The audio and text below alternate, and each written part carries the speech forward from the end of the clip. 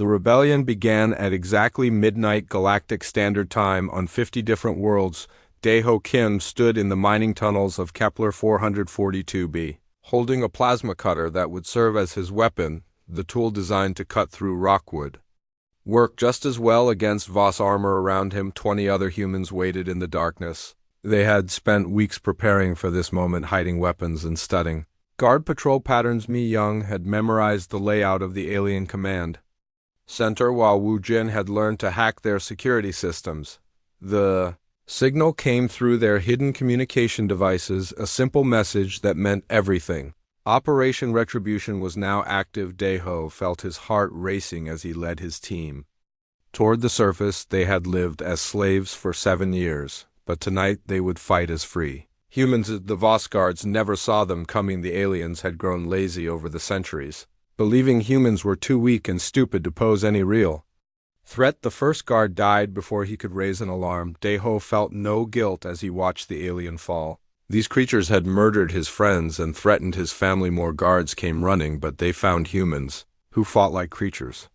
Possessed. Every mining tool became a weapon, every piece of equipment became a shield. The humans moved through the facility like a coordinated military unit, which surprised the aliens, who had never seen such organization. Mi Young coordinated the medical teams while also hacking into the aliens' computer systems. Her fingers flew across the keyboard as she disabled security cameras and unlocked doors throughout the facility. Human workers were breaking free from their quarters and joining the fight. The Voss tried to call for help, but found their communication systems jammed. Wu Jin had done his work well. The aliens were trapped on their own planet with no way to contact their fleet. The humans had learned from years of oppression, and now they used that knowledge against their former masters. Commander Thrak emerged from his quarters with his personal guard of elite Voss warriors. He expected to find a small riot that could be easily crushed. Instead, he found his entire facility under siege by humans who fought with desperate fury. The mining colony had become a battlefield. Thrak raised his shock weapon and fired at Daeho, but the human was ready. He rolled behind a mining cart and came up with his plasma cutter. The tool sliced through the commander's weapon like it was made of paper. The alien leader stared in shock as his weapon fell to pieces. The battle raged for hours, but the outcome was never in doubt. The humans outnumbered the aliens 10-1, and they were fighting for their children. The Voss had superior weapons, but the humans had superior motivation. Every alien who fell was avenged 100 times over. Meanwhile, in space, Captain So Ra Chang piloted the Indomitable toward the Voss home system. Her ship looked like a harmless cargo vessel, but appearances could be deceiving. The hull contained weapons that could destroy ships 10 times its size. Taehyun sat at the helm, his hands steady on the controls. Despite the magnitude of their mission, they were about to attack the most heavily defended system in Voss space with a single ship. It should have been suicide, but the humans had advantages their enemies did not understand. The Voss fleet moved to intercept them. 20 massive warships against one small transport. The alien commanders laughed at human stupidity as they prepared to destroy the foolish vessel. Their weapons could vaporize the human ship with a single shot, but the Indomitable was not where they expected it to be. Taehyun flew the ship through the alien formation like a dancer moving through a crowd. His modifications to the engines allowed impossible maneuvers that left the Voss ships firing at empty space. Kyung Ho activated the hidden weapon systems, and the cargo ship transformed into a Predator. Plasma cannons emerged from concealed compartments, while missile launchers revealed themselves along the hull.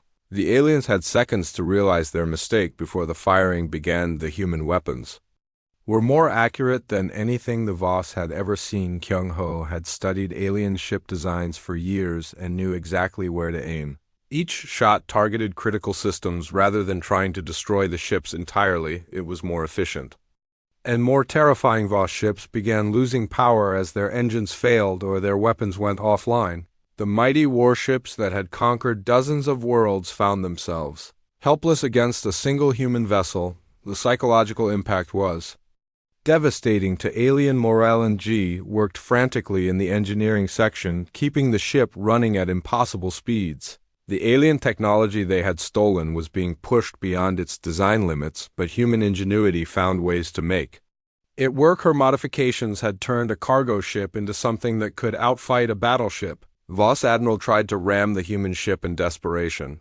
But Taehyun saw the move coming. He rolled the Indomitable under the alien vessel and fired directly into its reactor core. The massive ship exploded in a ball of fire that lit up the entire system. On the industrial world of Titan's Gate, Min-ho led his own rebellion against the insectoid Zeph, who controlled the planet's food production. The aliens had made the mistake of concentrating all their forces in the main city, leaving the agricultural regions lightly defended. The human workers had been planning this uprising for months. They knew every weakness in the alien defenses and had prepared accordingly. The Zeph relied on their hive mind to coordinate their forces, but humans had learned to disrupt their psychic connections. Min-ho and his team moved through the grain fields like ghosts, striking at communication towers and power stations. The Zeph found their coordination breaking down as their mental network suffered interference. They had never faced an enemy that could think independently. The battle was swift and decisive. The insects tried to swarm the humans, but found themselves fighting an enemy that refused to follow their predicted patterns. Human creativity and adaptability proved superior to alien hive mind tactics. Ji-hoon struck at Vega Station with surgical precision. His target was the main communication hub that coordinated trade throughout the galaxy. If he could destroy it, the alien economy would collapse overnight. The crystalline Luxans had grown wealthy from their control of galactic commerce. The station was heavily defended, but most of the security was designed to prevent large-scale attacks. The aliens never expected a small team of humans to infiltrate their most secure facility. Ji-hoon and his companions moved through maintenance tunnels that were too small for most alien species. They planted explosives throughout the communication center, targeting the quantum computers that processed trillions of transactions every day. The Luxans discovered the infiltration too late to stop it.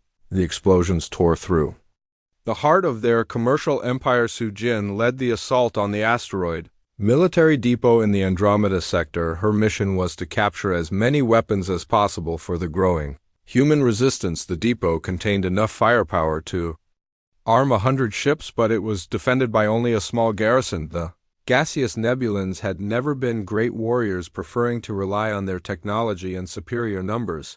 But numbers meant nothing when the enemy struck from unexpected directions. Su-jin and her team used the asteroids themselves as cover, moving through the debris field like pirates. The battle was over before it really began.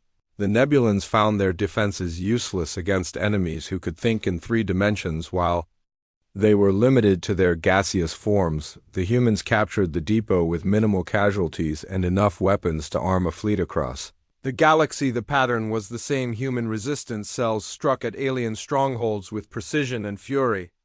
The aliens had grown complacent over the centuries, believing their superiority was permanent. Now they faced an enemy that had learned from every defeat. The first phase of Operation Retribution was complete, but it was only the beginning. The humans had proven they could fight, but now they had to prove they could win. The galaxy was about to learn that pushing humanity too far was the worst mistake any species could make. The aliens had awakened something in humans that had been sleeping for generations. The same drive that had taken them from caves to starships was now focused on a single goal: freedom for all humanity, no matter what the cost. The first strike had succeeded beyond all expectations, but the real war was just beginning. The red sun of Kepler 442b cast long shadows across the mining fields as Dae-ho Kim wiped sweat from his forehead. The heavy crystal in his hands felt like it weighed 1,000 pounds, but he knew better than to drop it. The Voss guards watched every move with their cold reptilian eyes, waiting for any excuse to use their shock weapons. Dae-ho had been working in these mines for 7 years now, ever since the Galactic Council decided that humans were only good for hard labor and dangerous jobs. He remembered when he first arrived on this planet with his wife, Mi-young. They had been told it would be temporary work to help their family back on Earth. That was a lie. Like so many others the aliens had told them, the mining tunnels stretched deep into the planet like the mouth of a giant beast. Humans worked in teams of 20, digging out the blue crystals that powered alien starships. The crystals were beautiful but deadly. One wrong move and they would explode, taking out half a tunnel. The aliens knew this, but they did not care. Human lives meant nothing to them. Young worked in the medical center treating injured workers every day. She had been a real doctor back on Earth. But here she was only allowed to use basic supplies. The alien said humans did not deserve good medicine. They gave her old bandages and weak pain killers, while their own people had healing machines that could fix any injury in minutes. Today felt different, though. There was tension in the air that made everyone nervous. The Voss guards seemed more aggressive than usual. Commander Thrak had arrived yesterday with orders from the homeworld. Production numbers were down, and he was not happy about it. Sung Min worked next to Dae-ho in the tunnels. He was a good friend and had a wife and 2 small children back in the human settlement. Sung Min always talked about his daughter, Nari, who was only 8 years old. She was learning to read and write in the settlement school. The teachers there worked hard to keep human culture alive, even though the aliens said it was useless. The warning siren echoed through the tunnels, meaning it was time to bring up the day's harvest. Dae-ho and his team loaded their crystals onto the transport carts. Each crystal had to be perfect, or there would be punishment. The Voss did not accept mistakes or accidents. They only wanted results. As they reached the surface, Commander Thrak stood waiting. His scales were dark green and his eyes glowed yellow.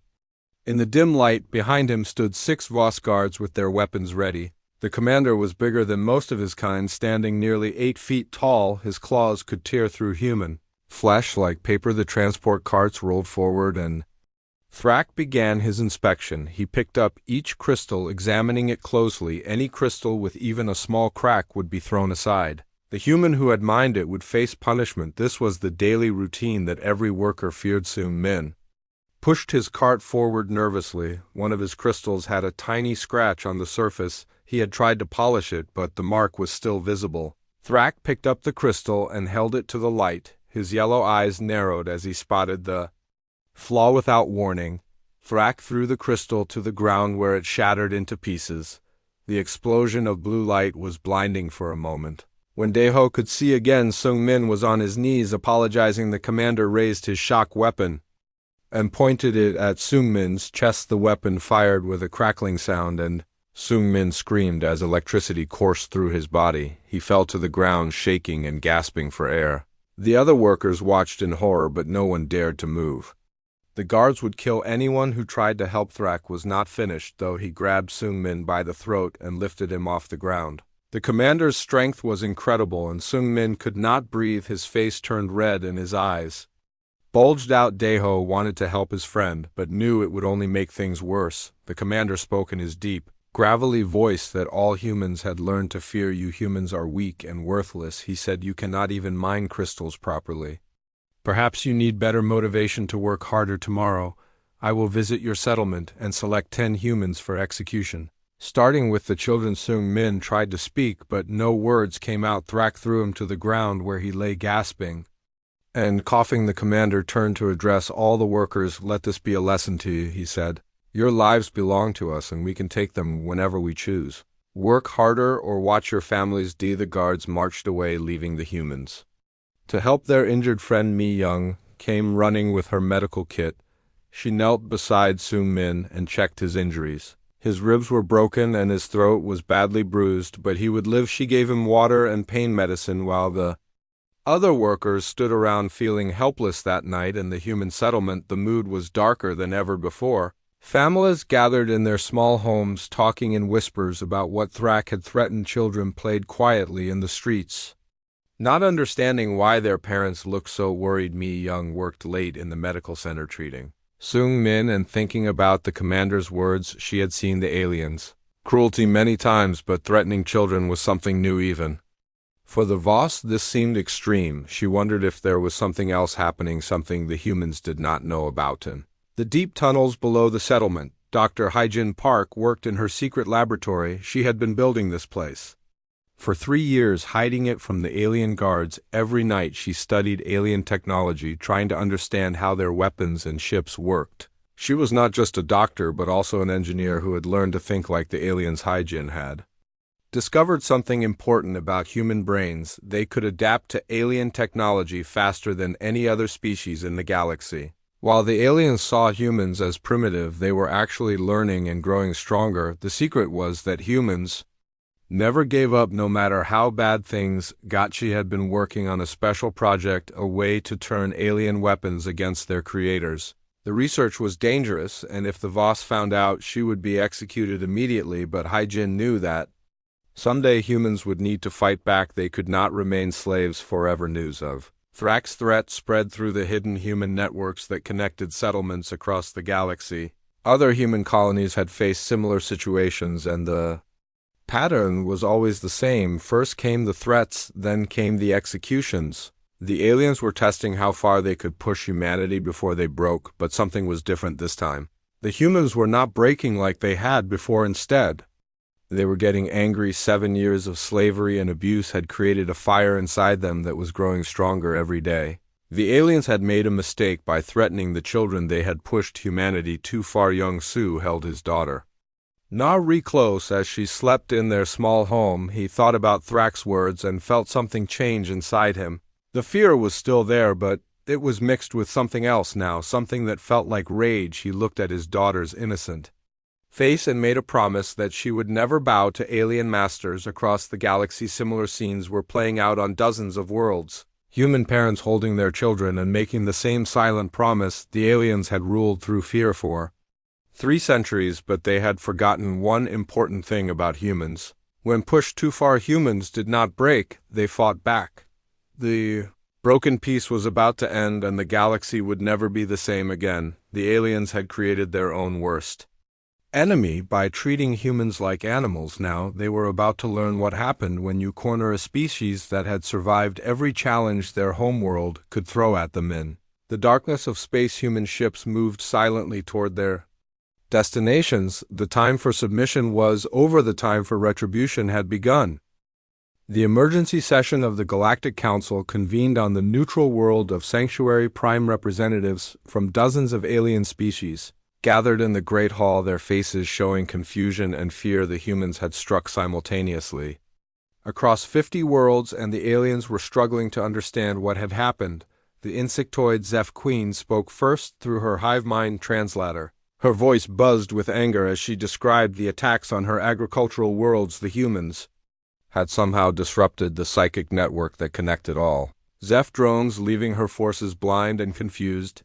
This is impossible, she declared, waving her forearms in agitation. Humans lack the mental capacity for coordinated attacks. They are primitive creatures who cannot even communicate properly without their crude technology, yet somehow they struck our most secure facilities.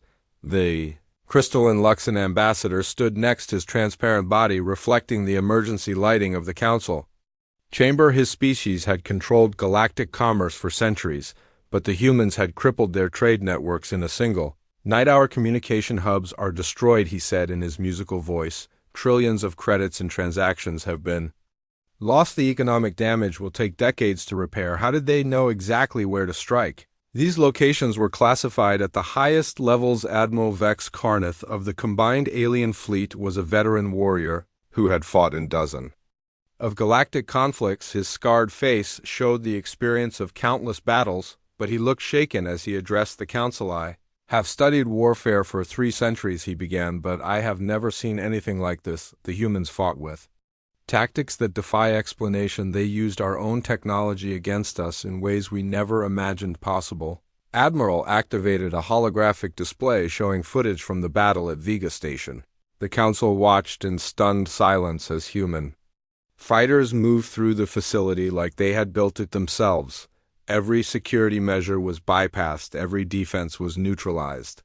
They knew our weaknesses better than we did, Vex Carneth continued. Our strongest fortresses fell to small teams of humans who should not have been able to enter them, much less destroy them. This was not luck or accident. This was planning. The gaseous Nebulan representative spoke through his atmospheric suit, his voice distorted by the breathing apparatus. His species had always considered themselves superior to physical beings, but the humans had proven that wrong. Our depot in the Andromeda sector was considered impregnable. He wheezed. No physical being should have been able to navigate the asteroid field or penetrate our defenses, yet the humans captured it in less than 6 hours. Chancellor Zix of the Reptilian Confederacy stood to address the council. His species had ruled through fear and intimidation for centuries, But now that fear was turning back on them, the humans had shown that the mighty could fall. "We are facing an enemy we do not understand," he said with a growl. "The humans have been among us for generations, learning our ways, studying our weaknesses. We thought we were watching them, but they were watching us." The council chamber erupted in angry voices as different species blamed each other for the crisis. The Voss accused the Zeph of weakness, while the Luxons blamed the Nebulans for poor security. Everyone had theories, but no one had solutions. Dayarth Kalar, the council's chief scientist, activated another holographic display. This one showed brain scans of human prisoners taken during various conflicts over the centuries. The images revealed something that shocked the assembled aliens. "The human brain is far more adaptable than we believe," she announced, pointing to the neural pathways that glowed in the display. "They can rewire their thinking patterns to interface with any technology they learn from every encounter. This explains how they turned our own weapons against us," she continued. "Their minds can adapt to alien technology faster than we can adapt to theirs. Every piece of equipment we gave them became a tool for their rebellion." The revelation sent shockwaves through the council. The aliens had always believed their technology was too advanced for human understanding. Now they learned that human brains could not only understand alien technology but improve upon it. Admiral Vex Karnath stepped forward with a new holographic display showing the current military situation. The map of the galaxy was covered in red indicators showing human attacks in yellow warnings of alien losses. "The humans are not fighting randomly," he explained. "They are targeting our infrastructure, our communication networks, our supply lines. This is a coordinated campaign designed to cripple our ability to respond." The Zeph Queen buzzed angrily. "How many ships do they have?" "Our intelligence report said humans possessed only a few dozen vessels. How can they threaten our entire fleet?" The admiral looked grim as he answered the question. "That intelligence was wrong. The humans have been building ships in secret, using our own technology against us. Their vessels appear to be cargo ships or mining vessels, but they are actually warships, Captain." So Rachong and her crew aboard the Indomitable proved this point as they struck at another Voss stronghold. Their ship moved through the alien fleet like a ghost, destroying targets and disappearing. Before reinforcements could arrive, the aliens tried to adapt their tactics but found themselves fighting an enemy that learned faster than they could change. Human ships began appearing in systems that should have been impossible to reach. Their technology was advancing at an incredible rate on the mining world of Kepler 442b. Daeho Kim led the human resistance in consolidating their control over the planet. The Voss garrison had been defeated, but more aliens were coming. Mi Young worked to establish communication with other human colonies. "The aliens are mobilizing everything they have," she reported to the underground command center. "Every species is sending ships to crush our rebellion. We need to be ready for a massive counterattack." But the humans had advantages their enemies did not understand. Dr. Hai Jin Park emerged from her laboratory with new weapons that combined human creativity with alien technology. Her research teams had been working around the clock to give humanity an edge. Engineer Dongwook had created energy shields that could deflect the most powerful alien weapons, while scientist Hyojin had designed new ship engines that could outrun anything in the alien fleets. The humans were not just fighting back, they were evolving. The alien response was swift and brutal. Fleets from dozens of worlds converged on human settlements with orders to crush the rebellion once and for all. The aliens brought their most advanced weapons and their most experienced commanders, but they were fighting an enemy that had been preparing for this moment for decades. Every human settlement had hidden defenses and secret weapon caches. The aliens found themselves attacking fortresses instead of helpless colonies. The battle for the human world of New Sol became a symbol of the resistance. The planet had been a farming colony with no military defenses, but the humans had been secretly building underground bunkers and weapon factories. When the alien fleet arrived, they expected to find frightened farmers. Instead, they found a fortress world defended by weapons that could destroy their largest ships. The humans had learned to use their enemies' technology against them. The siege lasted for weeks, but the humans held their ground. Every alien attack was repelled with increasing casualties.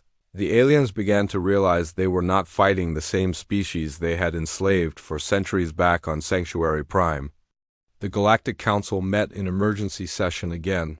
The reports from the front lines were getting worse. The humans were not just defending themselves, they were winning battles against superior forces.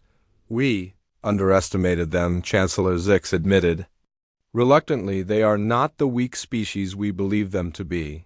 They have been learning from us for generations, and now they are using that knowledge against us. The alien response had failed to crush the human rebellion. Instead, it had proven that humanity was far more dangerous than anyone had imagined. The galaxy was about to learn that pushing humans too far was the worst mistake any species could make. The war was escalating, and the aliens were beginning to understand that they might have awakened something they could not control. The humans had stopped being victims and become predators. The galaxy would never be the same.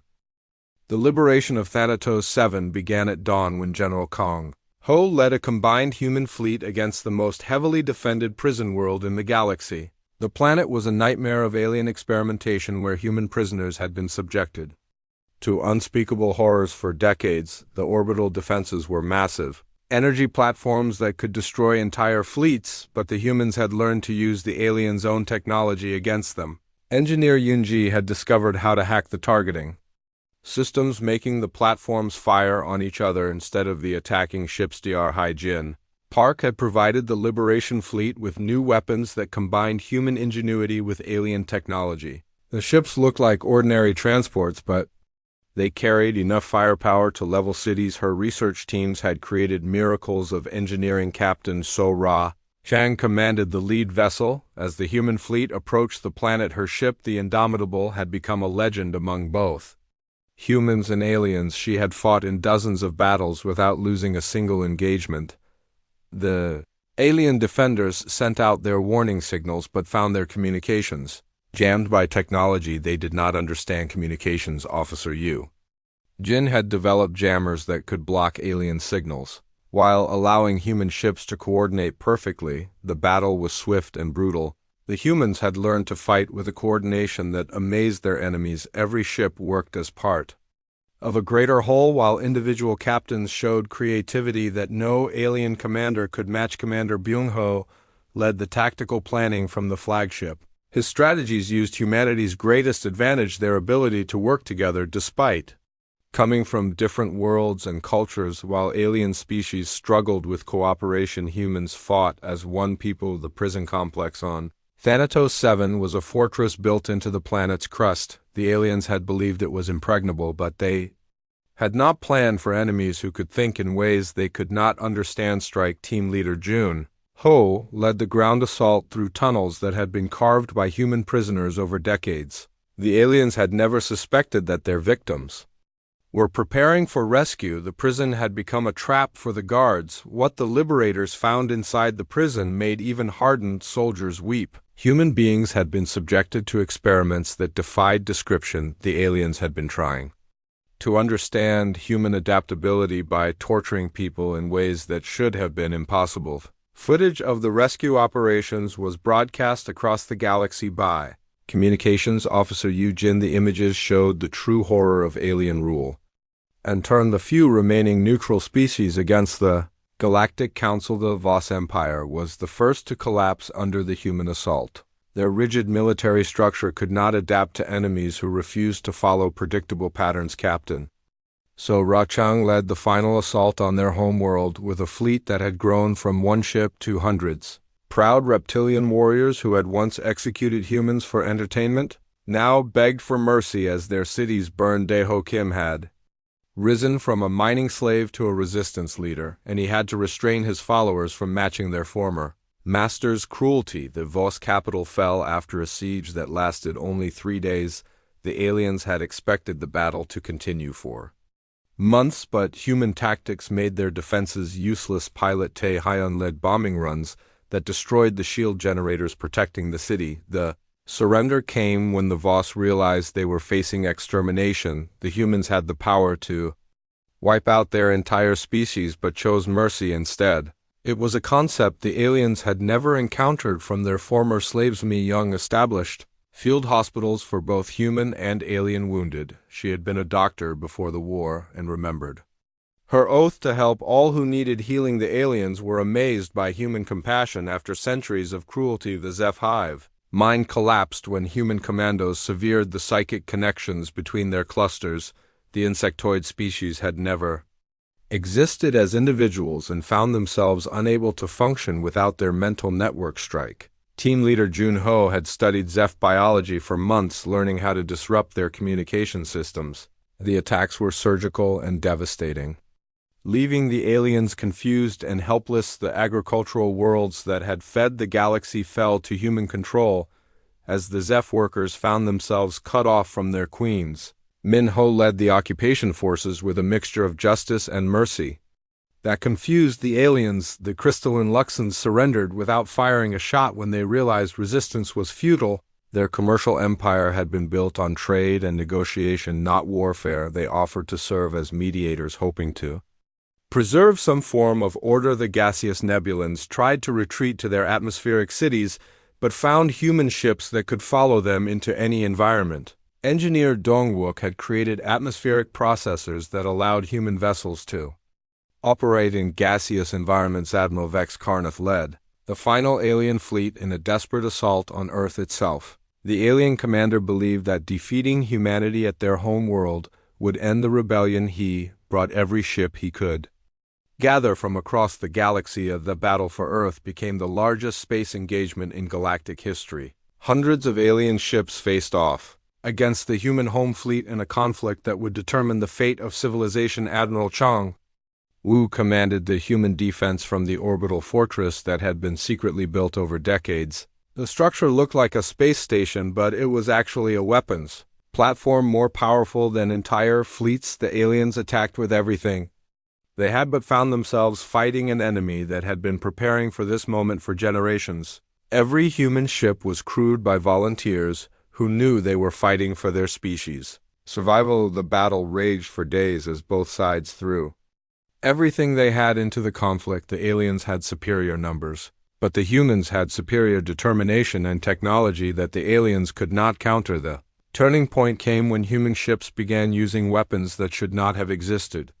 Dr. Hyjin Park's research had created devices that could manipulate alien technology, remotely turning enemy ships against each other. The alien fleet began to collapse as their own weapons turned against them. Ships that had been allies found themselves firing on each other as human hackers took control of their systems. Admiral Vex Carnath watched in horror as his mighty fleet destroyed itself. His centuries of military experience meant nothing against an enemy that could turn his own weapons against him. The surrender came when the aliens realized they were beaten. The proud species that had ruled the galaxy for millennia found themselves at the mercy of the humans they had enslaved, but the humans offered something the aliens had never expected: mercy and the chance for a new beginning. The galaxy was about to learn that true strength came not from conquest, but from the courage to forgive. The tide had turned and humanity was no longer the victim. The galaxy would never be the same. The message traveled faster than light across the galaxy through hidden human networks that the aliens never suspected existed. On Earth, President Jae-won Lee sat in his office, reading the encrypted reports from dozens of human colonies. The words made his blood run cold. Commander Thrak was not the only alien leader making threats against human children. Similar messages came from the agricultural world of Centauri Prime, where Minho worked in the vast grain fields. The insectoid Zeph had ordered all human children under 10 to be removed from their families for special education. Minho knew what that meant. The children would become slaves or worse. From the trade hub of Vega Station, Ji-hoon sent urgent signals. The crystalline Luxans had announced that humans were no longer allowed to own property or start businesses. Everything they had built would be taken away. Their families would be scattered across different worlds. Su Jin commanded a small group of human workers on an asteroid mining station in the Andromeda sector. Her message was the most disturbing of all. The gaseous Nebulans had begun experimenting on human prisoners, trying to understand why humans could adapt to any environment. The experiments were killing people slowly and painfully. President Lee had been preparing for this day for 20 years. He looked like a simple government official, but he was actually the leader of the largest resistance movement in galactic history. Every human settlement had secret coordinators who reported to him through channels the aliens could not detect. The plan had been decades in the making. Humans had been placed in key positions throughout alien society. They worked as janitors in government buildings, mechanics in spaceports, and medical staff in alien hospitals. The aliens saw them as harmless servants, but they were actually gathering intelligence and waiting for orders. Captain So Ra Chang stood on the bridge of her ship, the Indomitable, to alien sensors. It looked like an ordinary cargo transport, but hidden beneath its hull were weapons that could destroy entire fleets. She had been waiting for this moment her entire life. Her crew was small, but every member was a volunteer who knew they might not survive the coming war. Pilot Tae Hyon ran his hands over the controls that he had modified using stolen alien technology. He could make the ship dance through space like a fighter instead of lumbering like a freighter.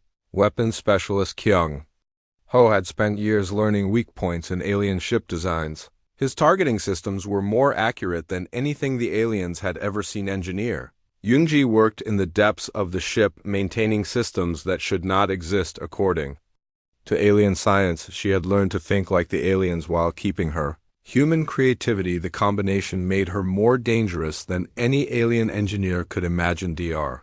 Hyejin Park emerged from her hidden laboratory with news that would change everything. Her research team had made a breakthrough that would give humans an advantage no alien species possessed. Human brains could interface with alien technology in ways the original creators never intended. The discovery had happened by accident when researcher Dongwook tried to repair a damaged alien computer. Instead of following the proper procedures, he had improvised a solution using human intuition. The result was a connection that gave him access to systems that should have been impossible to reach. Scientist Hyo Jin had taken the research further. She found that humans could not only interface with alien technology, but actually improve it. Human creativity combined with alien engineering created weapons and defenses that were better than anything either species could build alone. The news spread through the human networks like wildfire. Resistance cells on every world began preparing for coordinated strikes. Engineer Wu Jin on Kepler 442b received instructions to hack into the planet's defense systems. Medical officer Yu Jin on the prison world Thanatos 7 was told to prepare for a mass breakout, but the most important message went to the human children themselves through secret classes and hidden lessons. They had been taught skills that would be needed when the time came. 8-year-old Nari knew how to disable alien communication devices without being detected. Other children learned to move through ventilation systems and access computer terminals. The aliens had made a fatal mistake in their arrogance. They had assumed that humans would always remain weak and divided. But humans had something that no other species possessed. They could work together, despite their differences, and they never forgot those who had wronged them. On the industrial world of Titan's Gate, Min Ho received his orders. He was to begin sabotaging the food production facilities that supplied alien worlds. The plan was elegant in its simplicity. Humans grew the food that fed half the galaxy. If that food became contaminated or simply disappeared, the aliens would face starvation. The sabotage began immediately. Machinery broke down in ways that seemed like accidents. Crops failed due to diseases that appeared natural. Storage facilities suffered power failures that spoiled thousands of tons of food. The aliens blamed human incompetence, never suspecting it was. Deliberate Ji-hoon at Vega Station started his own campaign of disruption. Communication arrays began experiencing mysterious failures that cut off contact between alien worlds. Trade routes became unreliable as navigation systems provided incorrect coordinates. The busy hub of galactic commerce slowly ground to a halt. Su-jin and her team on the asteroid station had the most dangerous job. They were to steal weapons and supplies from the alien military depot hidden in the asteroid field. The depot was heavily guarded, but the aliens had grown complacent over the centuries. They never expected humans to fight back. The heist took place during a shift change when security was lightest. Su-jin led her team through maintenance tunnels that were too small for most alien species. They moved like shadows through the depot, taking everything they could carry: plasma weapons, energy shields, and most importantly, the codes to alien defense. Systems back on Earth, Captain. So Ra prepared for the most important mission of her life. The Indomitable would be the first human ship to attack an alien stronghold. Her target was the Voss Command Center in the Proxima system. If she could destroy their communications hub, the entire Voss fleet would be blind and helpless. The crew knew the odds were against them. The Voss had hundreds of ships while humans had only a few dozen, but they also knew that humans had advantages the aliens could not understand. Human unpredictability, human creativity, and most importantly, human determination to protect their families as the ship prepared to leave Earth orbit. Tae Hyon felt the familiar thrill of flying into danger. Kyung Ho checked his weapons for the 100th time, and Yoonji made final adjustments to the engines they had built from stolen alien technology. The ship was ready, and so were they. President Lee gave the final authorization for Operation Retribution. The signal went out to every human settlement in the galaxy. The time for hiding was over. The time for revenge had begun. Humans, who had been slaves for centuries, were about to remind the galaxy why their species had never been conquered. The aliens had pushed humanity too far. And now they would learn what happened when you threaten the children of a species that had survived ice, ages, meteor impacts, and countless wars. On their home world, the awakening had begun, and nothing would ever be the same across the galaxy. Human resistance fighters received their orders and smiled for the first time in years. They had weapons, they had plans, and most importantly, they had each other. The aliens were about to discover that humans were not the weak species they had believed them to be. The galaxy was about to change forever.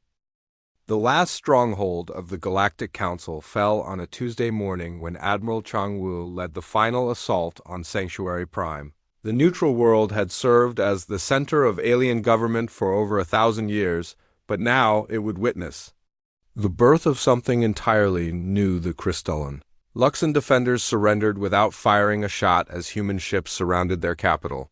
Their ambassador approached under a flag of truce carrying terms of surrender that had been prepared weeks in advance. We offer unconditional surrender to the human forces, the Luxon representative announced, his crystal body reflecting the morning light.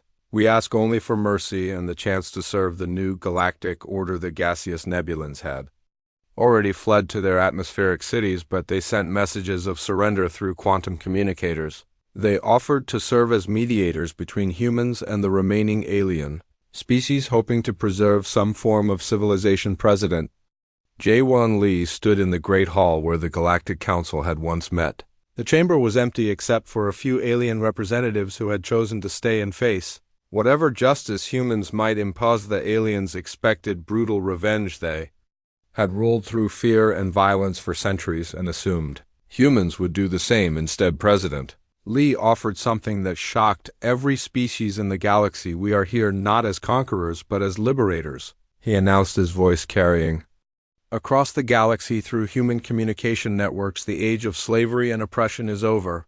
Today we begin a new era based on cooperation and mutual respect. The alien representatives stared in disbelief. They had prepared for execution or imprisonment, but the human president was offering partnership. The concept was so foreign to their experience that many could not understand what they were. Hearing Dr. Hyejin Park stepped forward to present her research to the assembled alien leaders. Her teams had spent years studying not just alien technology but alien psychology and culture. The results had led to discoveries that would reshape galactic civilization. Your species have great knowledge and abilities, she explained while activating holographic displays showing alien achievements, but you have been limited by your inability to work together. Each species sees others as threats rather than partners. The display showed human settlements where different species work side by side, sharing knowledge and resources. The aliens had never seen such cooperation between different forms of life. Humans have something unique in the galaxy, she continued, our ability to see potential rather than just differences. We can learn from anyone and teach anyone who is willing to learn. The Zeph Queen spoke through her translator, her voice still buzzing with confusion but no longer filled with anger. How can you trust us after what we have done to your people? We have enslaved and murdered humans for generations. Captain Sorachang answered the question with words that would be remembered for centuries. We judge you not by your past, but by your choices going forward. Those who choose cooperation will find willing partners. Those who choose conflict will find only defeat. The transformation began immediately. Human engineering teams arrived on alien worlds to rebuild what had been destroyed during the war. But they did not come as occupiers, they came as partners offering to share. Their knowledge engineer Dong Wook established the first integrated research facility on the former Voss home world. Human and alien scientists worked together to develop technologies that neither species could have created alone. The medical exchanges that Mi Young had proposed became reality. Human doctors shared their knowledge of compassion and healing, while alien medics taught humans about technologies that could cure diseases that had plagued both species. The former mining world of Kepler 442b became a symbol of the new order. Daeho Kim returned to work in the crystal mines, but now as an equal partner rather than a slave. The facility produced more crystals than ever before because the workers were motivated by hope rather than fear. Young Soo watched his daughter Nari play with alien children in the settlement schools. The barriers between species were breaking down as the young learned to see each other as friends rather than enemies. The military transformation was equally dramatic. Captain So Ra Chung became the first human to command an integrated fleet with ships from multiple species. Her crew included former enemies who had learned to work together. Commander Byung Ho developed new tactical doctrines that took advantage of each species' unique abilities. Voss strength combined with human creativity. Zeph coordination, working with Lux and precision.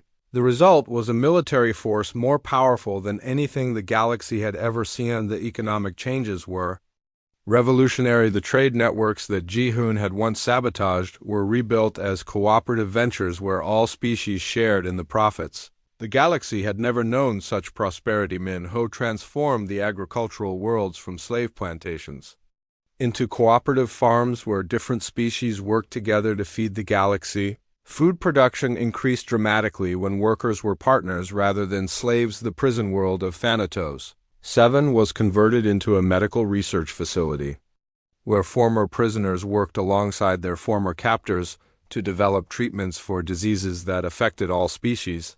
The psychological impact of the changes was profound. Alien species that had spent centuries in conflict found themselves working together for the first time. They discovered that cooperation was more rewarding than conquest. The Zeph hive mind was restructured to allow individual thought while maintaining their ability to coordinate. The insects found that diversity of thought made them stronger rather than weaker. The gaseous nebulans emerged from their atmospheric cities to interact with solid beings for the first time in millennia.